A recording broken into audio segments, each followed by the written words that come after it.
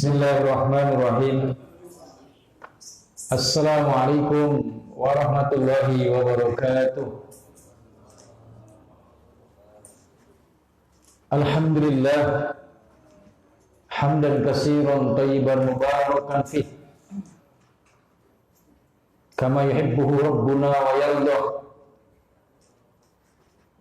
Asyhadu an la ilaha illallah wahdahu la syarika lah wa asyhadu anna Muhammadan abduhu wa rasuluh alladzi la nabiyya wa la rasula ba'da, amma ba'd. Qala ta'ala fi kitabihil karim, a'udzu billahi minasy syaithanir rajim, bismillahirrahmanirrahim. Kalla bal rana ala qulubihim ma kanu yaksibun. Wa qala fi ayatin ukhra, in tastanibu kaba'ira ma tunhauna anhu nukaffir ankum sayyi'atikum wa nudkhilkum mudkhalan karima. Wa qala fi ayatin ukhra, alladhina yastanibuna kaba'ira ismi wal fawahish illa al-lam inna rabbaka wasi'ul maghfirah. Wa qala Rasulullah sallallahu alaihi wasallam, al-mu'minu laysa bit-ta'an walal la'an walal fahis walal badi. Hadirin jamaah sekalian, peserta kajian Jumat siang, barakallahu fikum. Alhamdulillah, segala puji hanya dan bagi Allah Rabb semesta alam yang telah memberikan pada kita sayyidu kulli ni'am, yaitu puncak segala kenikmatan. Apa itu? Ala wahyil Islam. Sesungguhnya puncak kenikmatan adalah ketika kita hidup di atas iman dan Islam. Allahumma ahyana bil iman wa amitna bil iman wa adkhilnal jannata bil iman. Ya Allah, hidupkan aku dengan iman, matikan di atas iman, dan masukkan kami ke dalam surga ma'al iman, dengan iman. Allahumma sabbit fi qalbi imanan shadiqan. Maka kita memohon kepada Allah agar dikuatkan istiqomah di atas iman yang benar sampai datang pada kita kematian. Hadirin jamaah sekalian, barakallahu fikum jami'an. Tidak semua orang dikasih nikmat tinggi ini, nikmat mulia ini. Inilah yang disebut dengan puncak segala kenikmatan. Ketika ada orang dikasih kenikmatan kesehatan, tubuhnya sehat, hartanya melimpah, itu adalah kenikmatan yang luar biasa. Tetapi ada kenikmatan di atas itu, yaitu saat kita diberikan Allah iman dan Islam, dan kita hidup dan mati di atas iman. Maka prinsip hidup kita ini, silakan jamaah catat, adalah lebih baik kita mati dalam ketaatan, dalam iman, daripada kita hidup bergelimang dosa dan maksiat. Ini akan menjadi kajian kita pada siang hari ini dengan judul Stop Dosa, karena waktumu sudah hampir habis. Waktumu maknanya adalah ajal sudah dekat.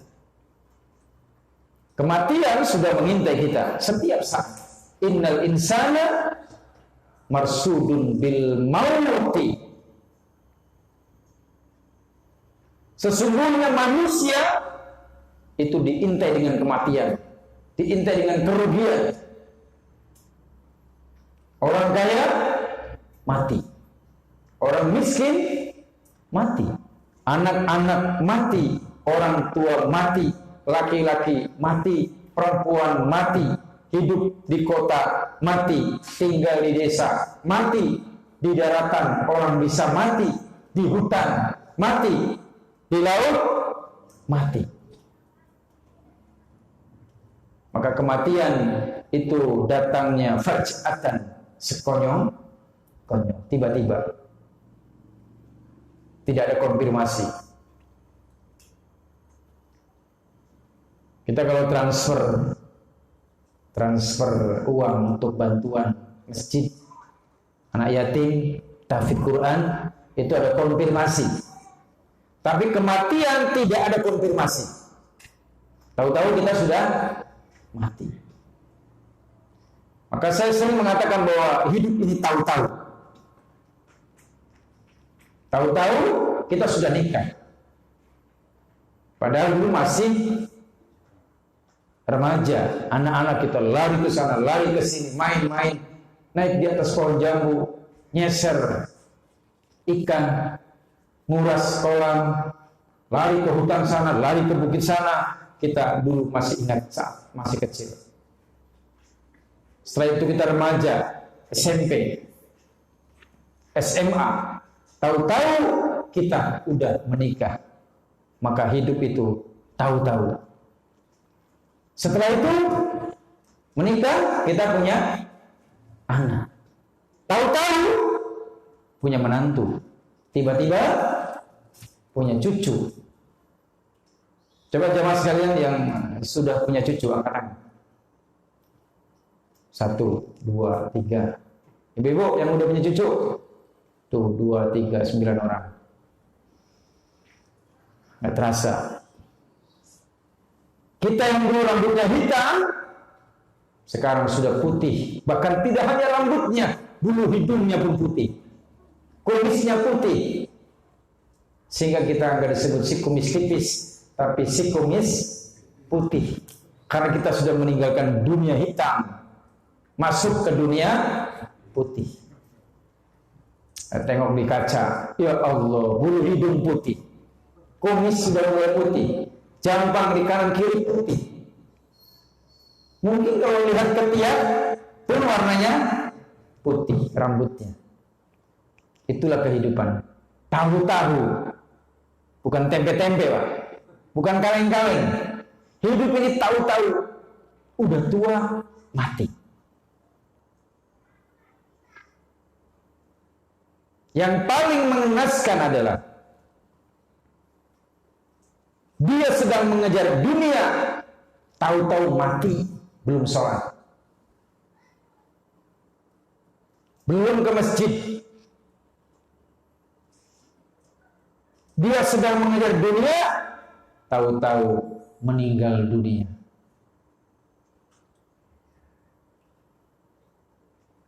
Dan ada kisah orang yang ingin bertobat, tapi dia nanti.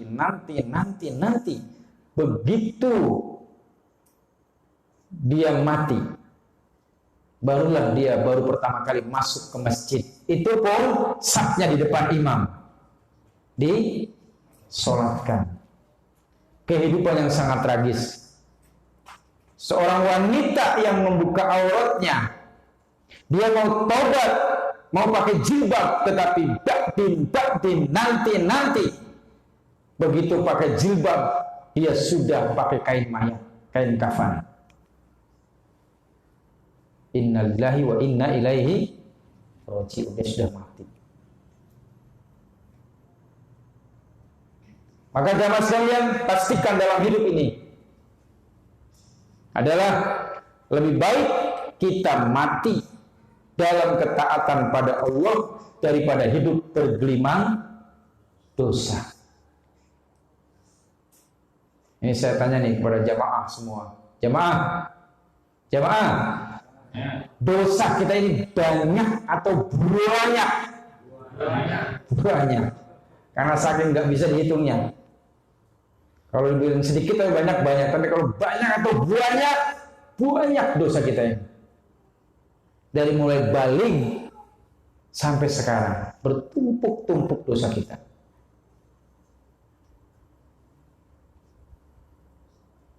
Maka stop dosa. Stop riba. Ibu-ibu yang punya anak perempuan anak-anak kita ini banyak kadang-kadang nggak paham agama, keluyuran, stop. Yang narkoba, stop. Yang main judi, stop. Innakum mayyitun. Karena kamu akan menjadi mayat, akan mati. Maka dalam hidup ini jamaah sekalian, hendaknya kita membangun tapak kebaikan. Karena hidup ini membangun tapak, jejak.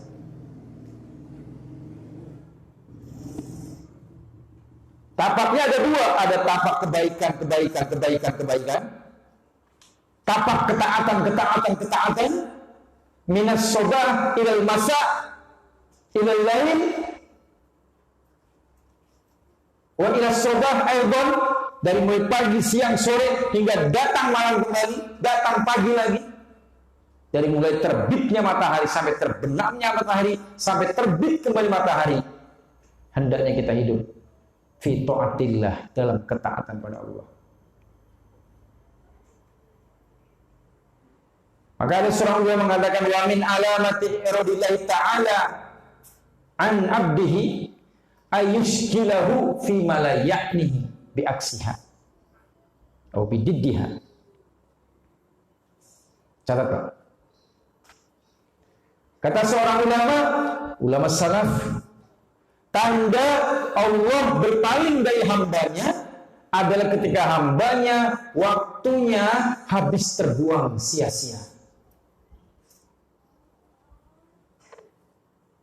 Ini tandanya Allah benci.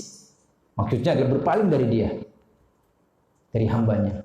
Sebaliknya jamaah, tanda Allah mencintai hambanya adalah ketika hambanya itu waktunya, detik demi detiknya, menit demi menitnya, jam demi jamnya, hari-harinya mamlu'un, penuh fi ta'atillah, masyghulun, sibuk dalam ito'ah, ketaatan pada Allah. Jadi bisa dilihat Pak, orang bisa dilihat, satu kaum bisa dilihat kalau Allah mencintai kaum tadi, tandanya adalah kaum tadi, orang tadi hari-harinya dalam ketaatan, pagi, siang, sore, malam. Dan tanda Allah berpaling dari kita adalah ketika hidup kita ini enggak paginya, enggak siangnya, enggak sorenya, enggak malamnya sia-sia terbuang.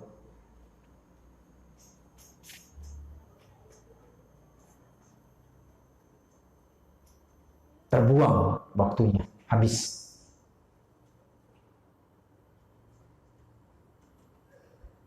Hanya mengikuti hawa nafsunya saja.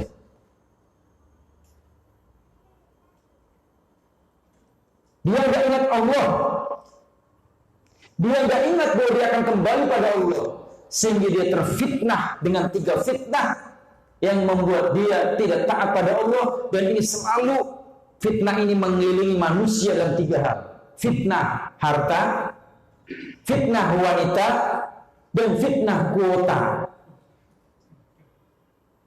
Habis waktunya Pak. Harta, tahta, wanita, kuota.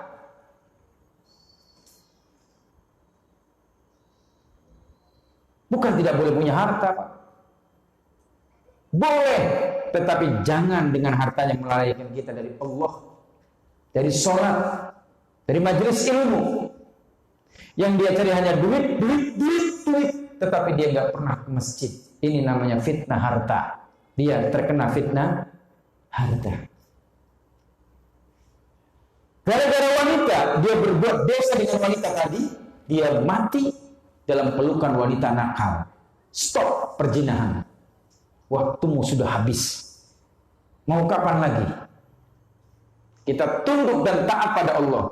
Jangan sampai tubuh kita, kemaluan kita, seluruh anggota tubuh kita digunakan dalam ketaatan kepada setan. Hanya ittiba'ul hawa, mengikuti hawa nafsu. Karena ada orang yang kerjanya harta, wanita, kuota, harta, wanita, kuota. Dia lupa anak-anaknya, dia lupakan istrinya, dia hidup bergelimang dalam dosa.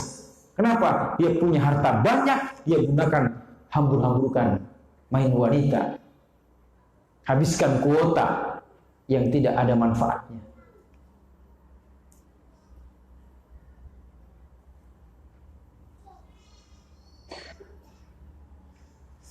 Ini yang mesti jamaah sekalian pahami.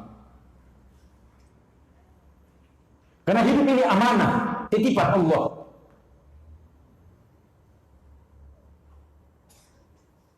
Dan orang kalau dititipi hidup, dititipi barang, dititipi benda, dititipi uang. Ini saya dititipin uang 350.000 untuk semen. Maka saya akan setorkan ke bendahara, amanah. Dicatat, ditulis dalam buku besar, dari hamba Allah Julub 350.000. Dilaporkan di grup, diberikan ke bendahara, di cross check, uangnya sampai. Amanah. Orangnya senang gak Pak? Senang. Kenapa? Amanah.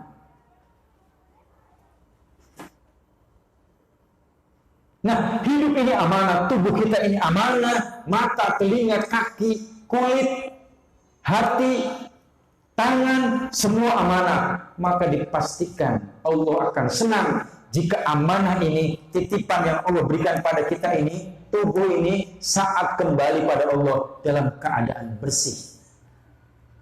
Jelas Pak? Jelas Bu? Saya pinjem sepeda motor, atau bapak-bapak ibu-ibu pinjem mobil, itu kan titipan, amanah.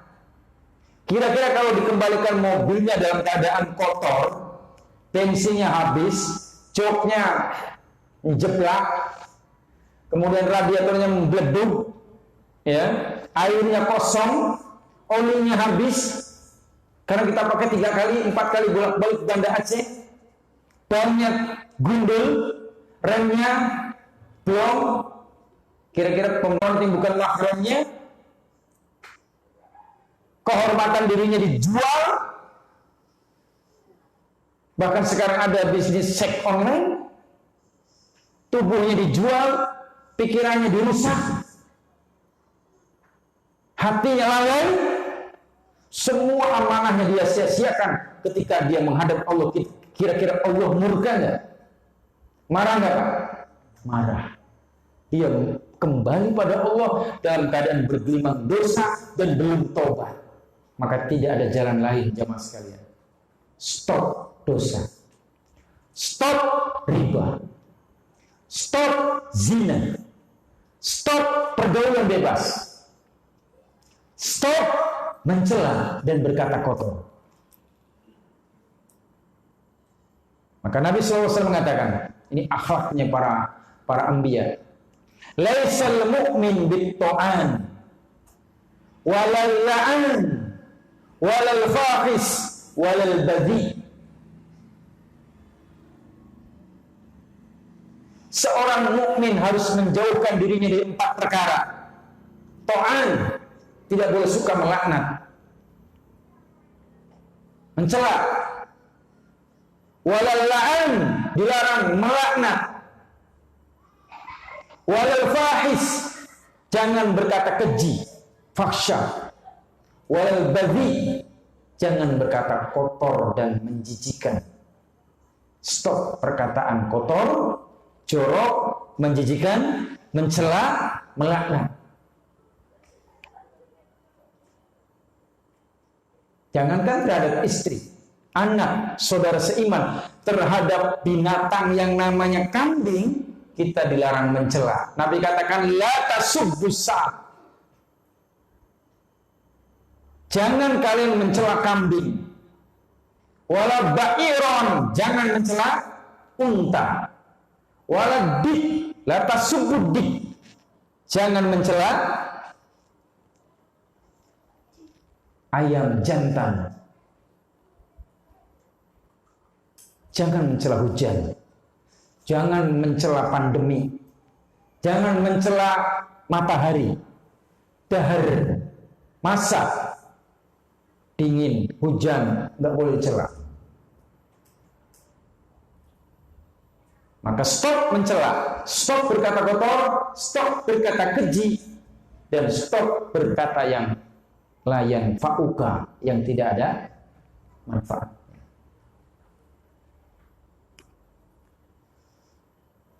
Jelas nih Pak? Jelas Bu? Kalau kita ingin menghadap Allah, maka pastikan tubuh kita, perkataan kita, ucapan kita, tindak tanduk kita bersih dari 3 hal. Nah, tadi saya sudah berikan satu permisalan,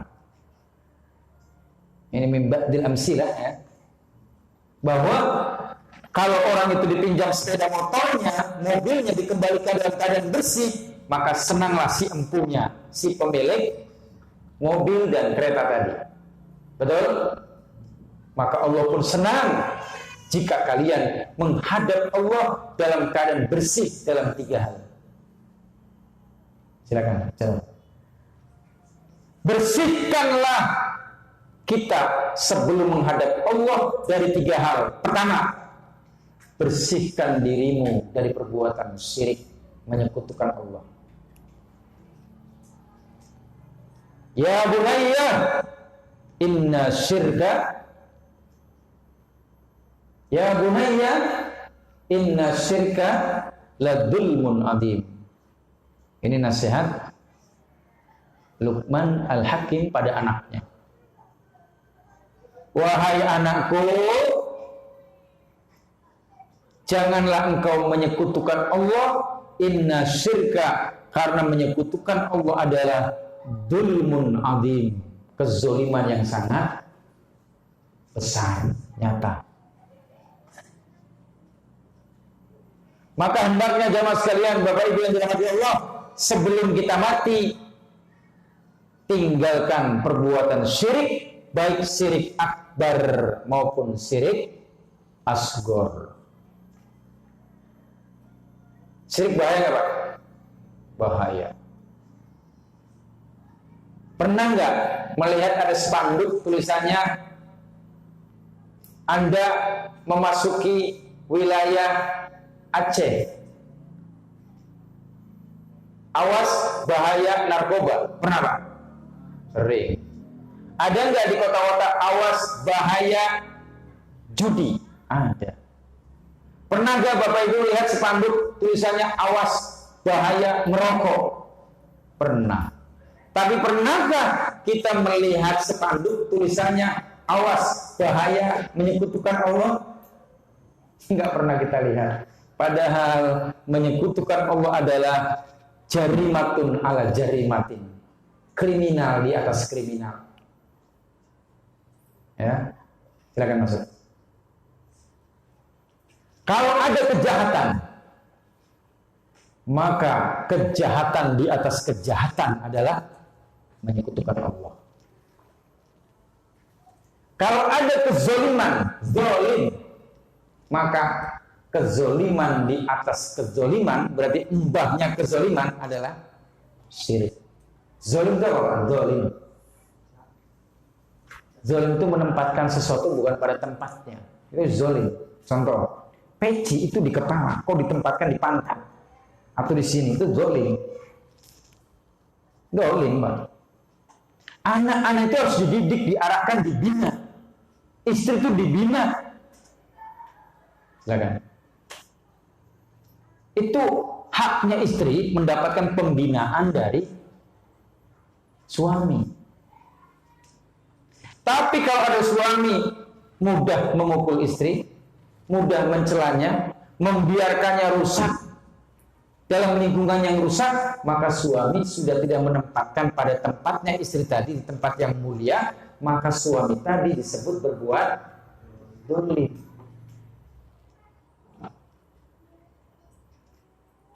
Nah, kesyirikan itu zolim di atas zolim. Nah, namanya dulmun ala dulmin atau dulmun mubin, dulmun adin, Kalau judi, zina, narkoba itu adalah dosa yang sangat berbahaya, maka kesyirikan dosa di atas dosa. Maka jamaah sekalian, sebelum kita mati, bersihkanlah tubuh kita yang pertama dari perbuatan syirik, menyekutukan Allah. Berarti kembalinya harus belajar tauhid. Itu yang pertama. Yang kedua, sebelum Allah mencabut nyawa kita, sebelum Allah mengambil nyawa kita, sebelum tubuh kita kembali mabuk, teler, itu kan dulu sebelum kita mengenal syariat. Setelah kita mengenal syariat Allah, stop dosa. Karena tubuh kita besok akan diminta pertanggungjawaban. Dan naif sekali jika kita sudah ngaji, jika kita sudah taklim, tetapi masih riba. Ini sering saya sampaikan, Pak. Ngajinya udah berpuluh-puluh tahun, tetapi kita banyak di antara kita yang masih menganggap enteng transaksi riba. Bukan dia nggak tahu, dia tahu, tetapi dia pakai konsep tapikan. Ini bahaya. Beragama dengan tapikan itu bahaya. Dia sami'na mendengar tapikan. Ada tapikannya. Saya tahu Ustaz, riba itu haram, tapi kan ini menggiurkan. Tapi kan saya butuh modal. Akhirnya dia ambil modal pakai uang riba, bisnisnya riba, usahanya riba, pinjam-meminjamnya riba, semuanya bergelimang riba, dan dia mati dalam keadaan meninggalkan hutang riba dengan bunga ratusan miliar. Bunganya aja. Bunga itu riba, jangan katakan bunga, katakan riba. Itu kalimat dari setan, Pak. Riba dibilang bunga. Jadi orang berbunga-bunga. Padahal itu setan kerjaannya. Bukan, jangan bilang bunga, itu riba. Maka jemaah, terhadap riba itu talak 1 atau talak 3? Talak 3, jangan kembali lagi. Bu, dengar Bu. Jangan biarkan suaminya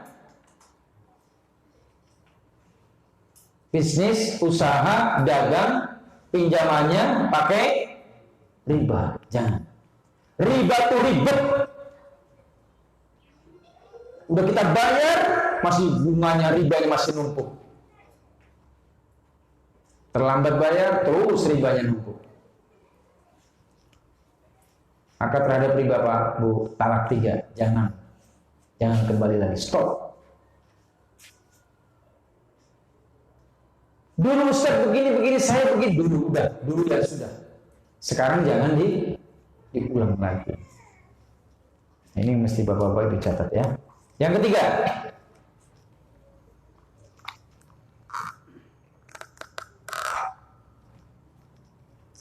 yang harus kita bersihkan sebelum menghadap Allah adalah bersihkanlah dirimu, pikiranmu, tata cara ibadahmu, akidahmu dari perbuatan bid'ah.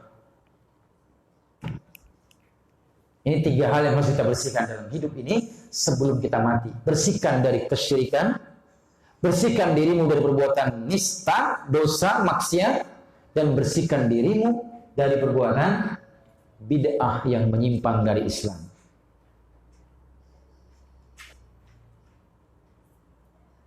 Sehingga ketika kita menghadap Allah Subhanahu wa taala dalam keadaan sudah meninggalkan baik itu kabair, kesyirikan maupun bid'ah mungkar.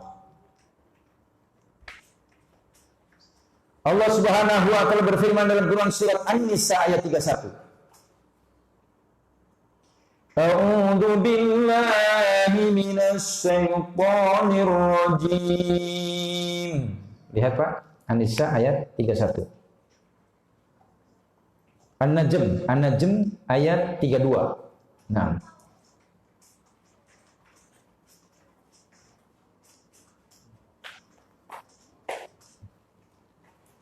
In tajtanibu kaba'in sayyi'atikum wa nudkhilkum mudkhalan karim.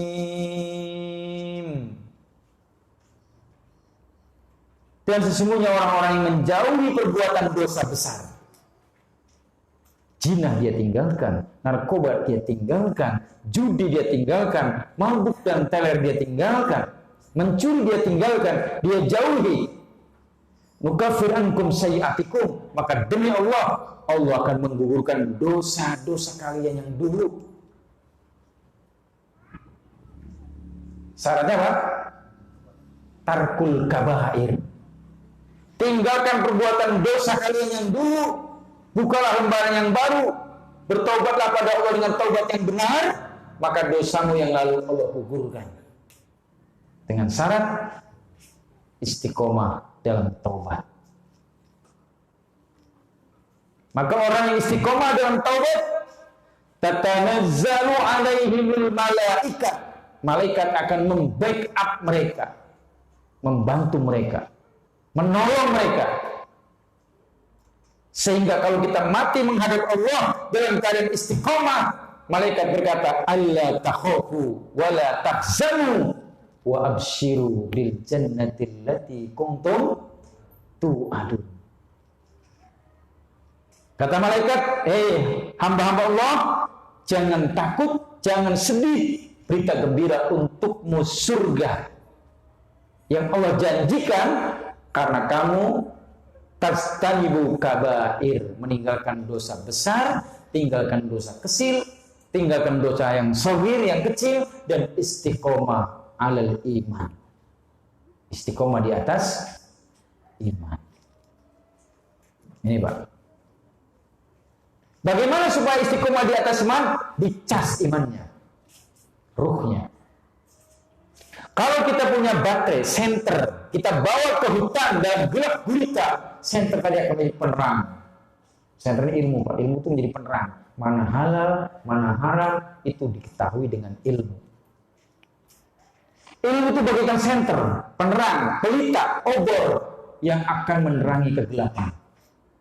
Sehingga saat kita masuk hutan, kita bawa ilmu itu, kita bawa senter, maka kita akan bisa bedakan di hutan itu, ini adalah pohon, ini bukit, ini batu, ini sungai, ini kambing, ini kelinci, ini rusa, ini duren, ketahuan dengan senter. Tapi jamaah sekalian, apakah senter handphone kita ini yang jadi penerang di hutan bisa bertahan sampai 3 malam? Bisa? Tak bisa. Bahkan senter ini akan ngedrop. Maka banyak fenomena ngedrop iman terjadi, lemah iman, rusak iman, gara-gara apa? Senternya nggak dicas, imannya tidak dicas. Baca Quran hebat, peci putih,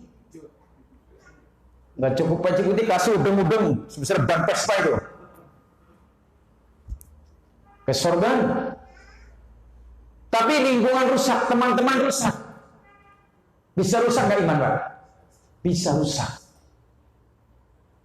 Casingnya hebat, tetapi ruhnya, imannya bisa rontok saat dia salah pergaulan, salah teman, salah pilih lingkungan, salah pilih komunitas. Jelas nih Pak. Maka imannya dicas. Caranya gimana? Hadir dalam majelis ilmu. Tadi pagi kita ceritanya duit, bisnis. Masuk masjid, taklim, mendengarkan kajian, ceritanya iman, Islam, akhirat, azab kubur, padang mahsyar, kiamat, takorub, tilawah, cas iman. Lewat majelis ilmu. Dan dalam majelis ilmu itu ada 3 hal yang membuat kita istiqomah. Pertama, ada murabi yang mengajarkan kebaikan. kita jadi istiqomah. Kedua, ada materi yang kita dengarkan oleh ustadz, mubalik, dai yang ceramah. Materi yang mengingatkan pada kebaikan, ketaatan, ibadah, pahala. Ketiga, ada teman-teman yang hadir di sini adalah teman-teman baik yang membawa kita pada kebaikan, ceritanya yang baik, kalimat yang baik, ucapannya baik, akhlaknya baik. Itulah buat kita istiqomah. Dan yang terakhir, dalam majelis ilmu ada doa malaikat.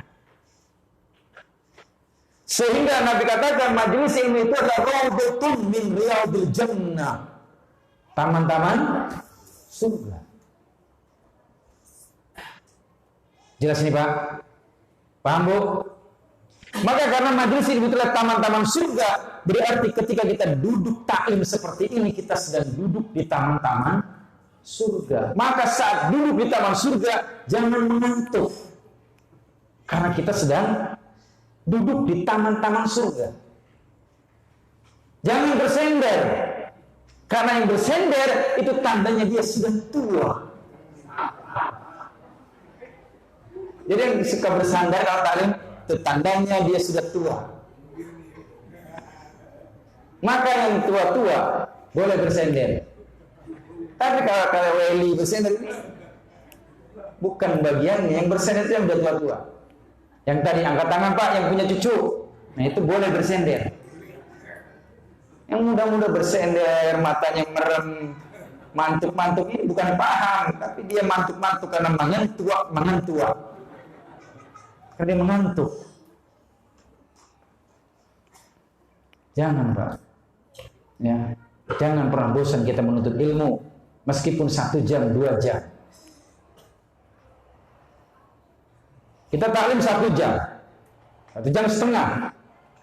Tetapi ilmu yang kita dapatkan, pahala yang kita dapatkan, doa malaikat terus menerus Allah berikan selama kita hadir dalam majelis-majelis ilmu.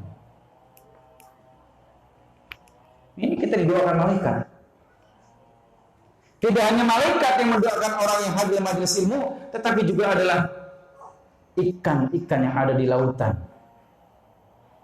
Semut-semut yang ada di lubangnya, mereka yastaghfiruna, memintakan ampun kepada orang-orang yang hadir di dalam majelis-majelis ilmu. Mintakan ampun Pak. Coba saya tanya jemaah sekalian, ini laut nih, paling dekat laut mana? Ide, berapa jumlah ikan di laut Ide? Itu semua ikan-ikan akan memberikan doa, dari mulai ikan paus, ikan hiu, sampai ikan buntal pun mendoakan kita. Apalagi ikan jenahar, itu mendoakan untuk orang-orang yang hadir dalam majelis ilmu. Jadi jangan anggap sepele majelis ilmu. Ini tempat kita ngecas iman. Ruh kita akan dicas di dalam majelis ilmu.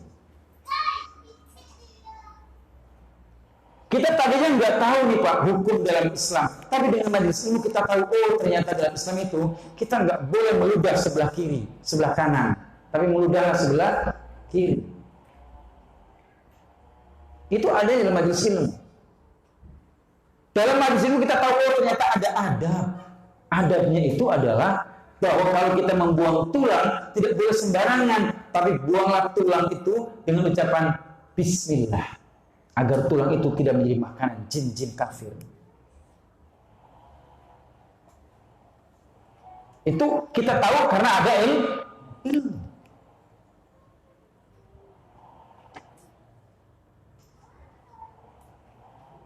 Makanya majelis ilmu ini harus kita hadiri meskipun seminggu hanya sekali. Hadir, kemudian rengkuh ilmunya, jadikan panduan, peta dalam hidup, supaya kita tahu kemana arah hidup kita ini. Sumbernya apa Pak? Yang membuat kita imannya dicas jadi kuat. Yang hadir dalam majelis ilmu itu karena ustadz yang menyampaikan sumbernya dari Al-Quran.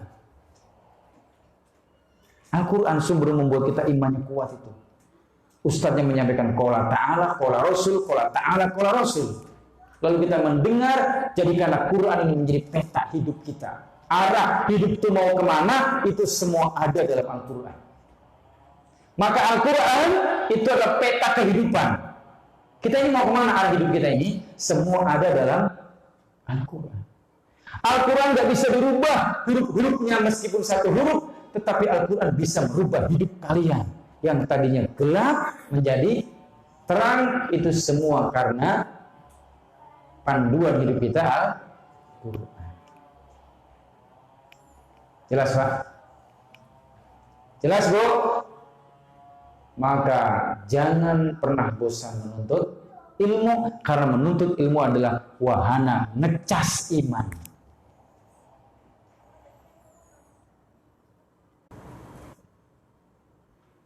Dan ada hadis mengatakan bahwa malaikat itu memberikan sholawat pengampunan kepada majelis zikir.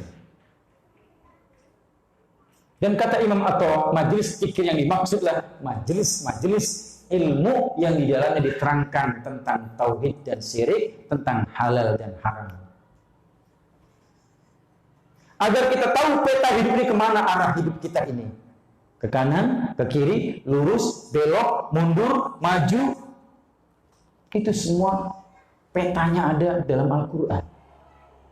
Ini halal, ini haram, ini subhat, ini jalan yang lurus, ini jalan yang bengkok. Tinggalkan jalan yang bengkok, ikuti jalan yang lurus, semuanya lengkap ada dalam Al-Quran.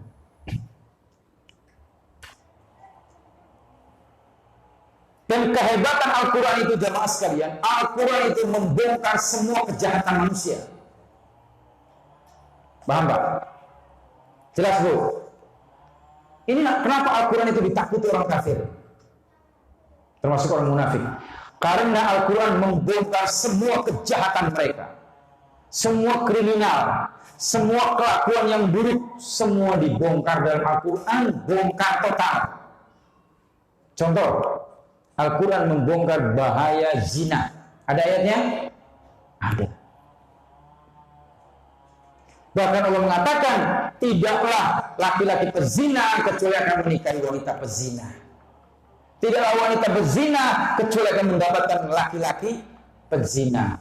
Illa man taba minhum, kecuali yang bertobat di antara mereka. Bahaya zina Allah bongkar total dalam Al-Quran. Dalam hadis Nabi yang sahih. Bahaya judi, bahaya syirik ada dalam Al-Quran. Lengkap, jelas, detail, lengkap. Detail, jelas. Quran membongkar bahaya syirik, bahaya zina, bahaya liwat, bahaya homoseks, bahaya perjudian, bahaya pergaulan bebas, bahaya riba, bahaya membunuh, bahaya mencuri, bahaya apa lagi? Bahaya durhaka sama orang tua, mabuk teler, semuanya dibongkar dalam Al-Quran, termasuk bahaya hidup materialistis, hedonistik, ya, yang hanya berupaya bahwa bahagia itu karena kebendaan, materi, semua Quran membongkarnya. Sehingga kalau orang itu tahu isi kandungan Al-Quran dan dia tahu petanya, maka dia akan hidupnya terarah sampai kakinya menginjak surganya Allah. Dia tidak akan menyesal. Dia akan bahagia dalam hidupnya. Karena peta hidupnya adalah Al-Quran. Tapi orang yang peta hidupnya bukan Al-Quran, hawa nafsu, madiyah, skorisme, materialistis, hedonistik, kebendaan, dan ismu-ismu lain yang berkenaan dengan Al-Quran dan Sunnah Nabi-Nya, maka dia akan menyesal dalam 7 tempat. Catat Pak, ini artikel yang baru saya tulis tadi kemarin sore. Ya, nanti bisa beredar artikelnya ya dalam bentuk tulisan yang cukup sederhana. Nanti ditulis silakan. Ada 7 tempat yang membuat manusia menyesal dalam hidup mereka, dan penyesalan itu tidak bermanfaat lagi. Ada 7 tempat penyesalan yang tidak ada manfaatnya meskipun dia menangis dan meneteskan air mata sebanyak lautan. Satu, menyesal saat nyawa sudah di tenggorokan. Maka stop dosa sebelum nyawa sudah di tenggorokan.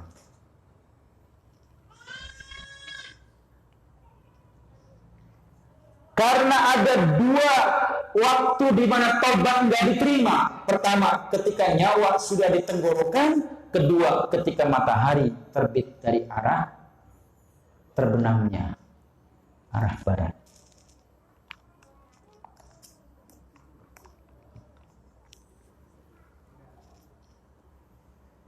Maka kalau menangis, menangislah sekarang. Tangisilah dosamu sekarang. Jangan begitu syakaratul maut datang, dia nangis-nangis pengen tobat. Belum sholat, belum zakat, belum sedekah, belum berbuat baik sama orang tua. Saat dicabut nyawanya, dia ingin berbuat baik. Itu penyesalan tidak ada manfaatnya. La yanfa'.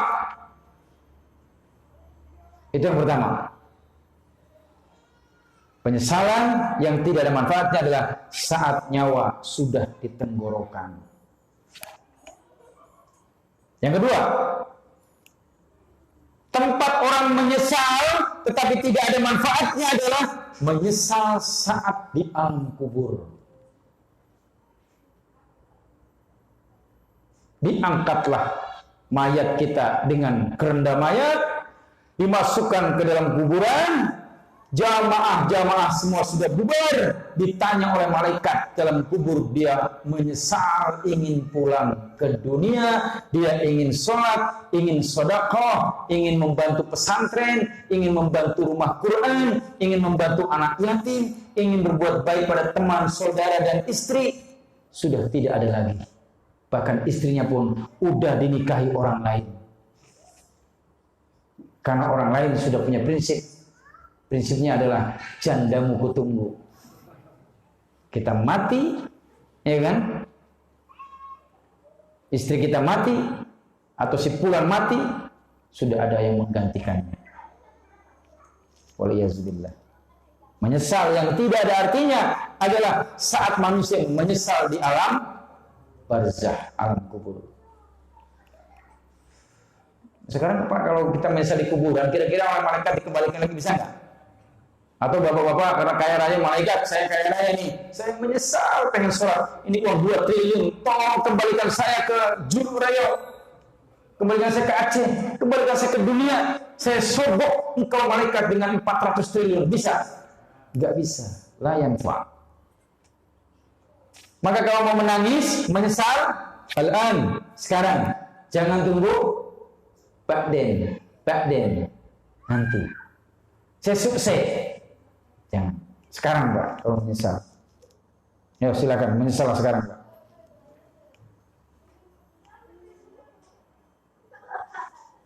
Makanya jamaah sekalian yang punya uang, saya sampaikan nih,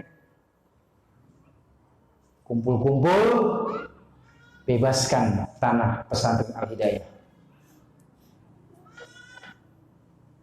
Ada, ini kisah nyata Pak, seorang bapak abang adik datang ke rumah saya 3 kali bolak-balik. Ibunya meninggal dunia, hartanya udah dibagi waris selesai banyak, masih sisa harta hampir 40 jutaan. Akhirnya apa? Saya bilang apa itunya Pak? Pesan ibu sebelum meninggal, pesannya karena Ustadz, uang ini harus disedekahkan. Ya udah sedekahkan. Tapi Ustadz kata Ustadz Pulan dibagi rata sama anak jangan dibagi rata lagi. Kalau memang wasiat dari ibu bapak bahwa kalau saya meninggal uang ini sedekahkan, jangan dibagi rata karena warisnya sudah dapat semua. Oh gitu Ustadz, saya sepakat. Akhirnya hartanya Pak diberikan untuk pembebasan tanah pondok pesantren Al-Hidayah. Senang gak orang tuanya di kuburan? Senang. 20 juta. Kemudian yang 7,6 dia berikan. Orang tuanya di kuburan senang. Kenapa? Sebelum meninggal dia punya wasiat, ini uang sedekahkan. Betapa bahagianya seorang ibu yang melihat anaknya amanah berikan uangnya untuk pembebasan tanah pondok pesantren kita. Ya, ini luar biasa. Maka jamaah sekalian, jadikanlah hidup ini, kalaupun kita harus menyesal sekarang di dunia. Yang ketiga, tempat orang menyesal tetapi tidak ada artinya karena dia tidak menyetop dosanya adalah menyesal saat hari berbangkit. Terjadilah hari kiamat, keluar dunia hancur, mayat-mayat dibangkitkan, digiring, dibangkitkan dalam keadaan telanjang, tidak pakai trompa, tidak berpakaian, mereka menyesal di hari berbangkit, maka penyesalannya itu la yanfa, tidak ada manfaatnya. Kenapa kok kita menyesal menunggu hari berbangkit? Karena dulu di dunia tidak menyetop dosanya. Maka siapa yang di dunia merasa aman dari azab Allah, dia nggak sholat, dia nggak pernah kenal wudu, dia merasa aman, di akhirat dia tidak akan aman. Tetapi barang siapa yang di dunia merasa takut pada Allah, dengan takutnya dia sholat, dia ibadah, dia jujur, dia tinggalkan perbuatan dosa, dia tidak berzina, dia tidak mencuri, dia takut sama Allah, di akhirat dia akan tenang. Dia tidak akan ketakutan karena takutnya sudah di dunia. Dia takut sama Allah. Maka jamaah sekalian, kalau mau takut, sekaranglah takut pada Allah. Ini yang mesti kita siapkan sebelum menghadapi kematian. Menyesalah di dunia, jangan menyesal di saat hari berbangkit.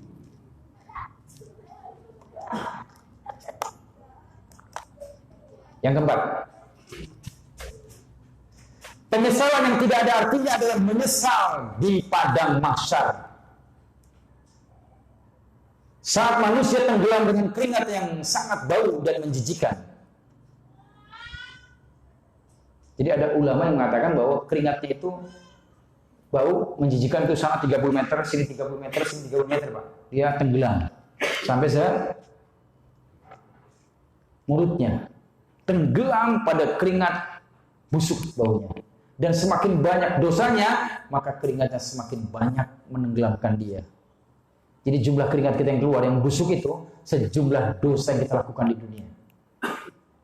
Maka mereka-mereka yang hidupnya bergelimang dosa, judi, narkoba, zina, nista, liwat, dan lain-lain, bersiaplah untuk menghadapi azab yang mengerikan.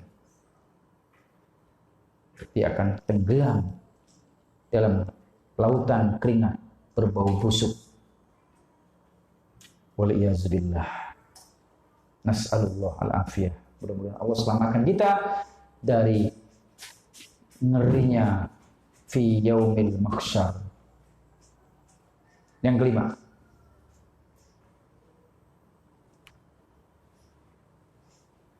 penyesalan yang tidak ada manfaatnya adalah saat manusia menyesal ketika dia melihat neraka. Karena neraka diperlihatkan sebelum memasukinya.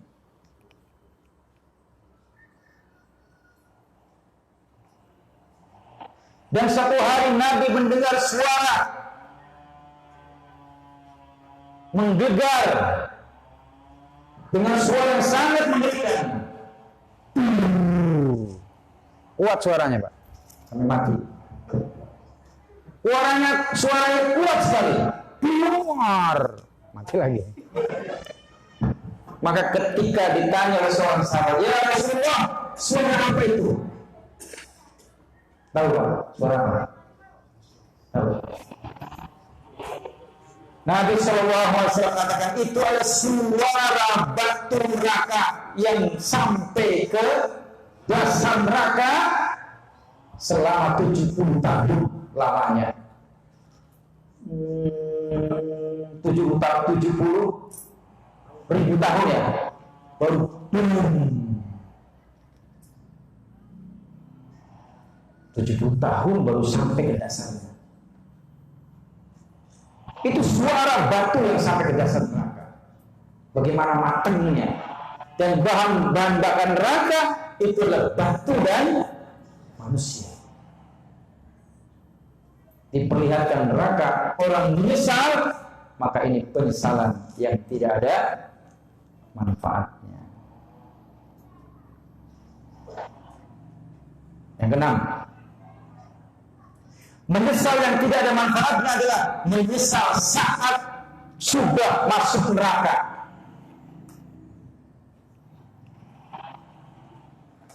Ada orang-orang yang masuk neraka, dia menyesal dan berkata pada penjaga neraka, wahai penjaga neraka, tolong keluarkan aku dari api neraka. Dia minta keluar dari api neraka. Dia minta kepada malaikat penjaga neraka. Dan malaikat penjaga neraka memberikan jawaban setelah 1000 tahun. Jawabannya adalah engkau tetap berada di dalamnya. Inilah ngerinya api neraka. Maka jangan coba-coba pesan neraka. Jangan. Karena ada orang pengen pesan masuk neraka. Jangan, gak boleh. Ini sangat mengerikan. 1 hari di akhirat sama dengan 1000 tahun di dunia. Maka manusia menyesal saat masuk neraka, penyesalannya tidak ada manfaatnya. Yang ketujuh,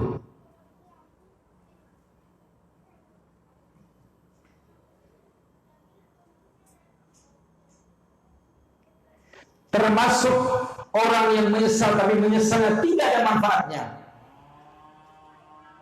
adalah, sebenarnya tadi yang sudah tapi saya belum perincikan, menyesal ketika matahari sudah terbit dari arah barat. Dia nangis-nangis, dia tobat-tobat, matahari terbit dari arah barat, dia menyesal, tobatnya, menyesalnya tidak ada manfaatnya. Karena matahari sudah terbit dari arah barat. Maka jamaah sekalian, kalau kita menyesal, al-an, menyesallah sekarang, taubatlah sekarang, stop dosa, jangan tunggu nanti. Jangan tunggu nanti, karena nanti itu milik Allah. Milik kita sekarang ini. Sekarang bertobat, sekarang stop dosa, sekarang kita inabah, takorub, dan jangan tunggu besok. Besok kalau tobat jangan ditunda-tunda. Karena setan itu pandai sekali membisikkan manusia untuk ditunda, akhirnya dia mati dalam keadaan menunda-nunda taubat dan dia mati dalam su'ul khotimah. Dan ada satu pernyataan dari Imam Al-Qurtubi bahwa ada dosa orang lain di kampungnya dia muliakan, dia agungkan, tetapi ternyata dia pecandu dosa. Maka pecandu dosa tersembunyi akan membawa pelakunya dalam su'ul khotimah. Maka kita minta kepada Allah, Allahumma inni as'aluka husnul khotimah wa na'udzubika min su'il khotimah. Ya Allah, aku mohon padamu mati dalam keadaan baik, dan aku mohon padamu ya Allah, jangan matikan aku dalam keadaan su'ul khotimah. Dan penyebab su'ul khotimah tidak hanya dosa tersembunyi, tetapi juga di antaranya adalah terbiasa melakukan dosa dan dosa dianggap biasa. Dia terbiasa dengan dosa, menganggap dosa itu hal yang biasa. Maka kebiasaan yang buruk, dosa yang dianggap biasa, itu akan membawa pelakunya pada kematian yang buruk. 3:12 menit. Selanjutnya kita adakan sesi kedua, tanya jawab. Mudah-mudahan kajian selama 1 jam 10 menit ini membawa kepada kita pencerahan dan membawa kepada kita kebaikan dunia, kebaikan akhirat, yang pada intinya adalah stop dosa.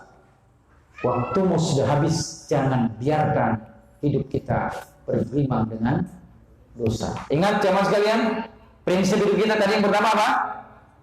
Sejak awal tadi saya sampaikan, lebih baik mati dalam ketaatan daripada hidup mewah, semua ada, tapi hidupnya bergelimang dosa. Nauzubillah waliyazubillah. Dan semoga Allah Subhanahu wa taala mematikan kita, amitna bil iman, mati dalam keadaan iman, wa adkhinal jannata ma'al iman, dan Allah masukkan kita ke dalam surganya bersama iman. Barakallahu fikum. Assalamualaikum warahmatullahi wabarakatuh.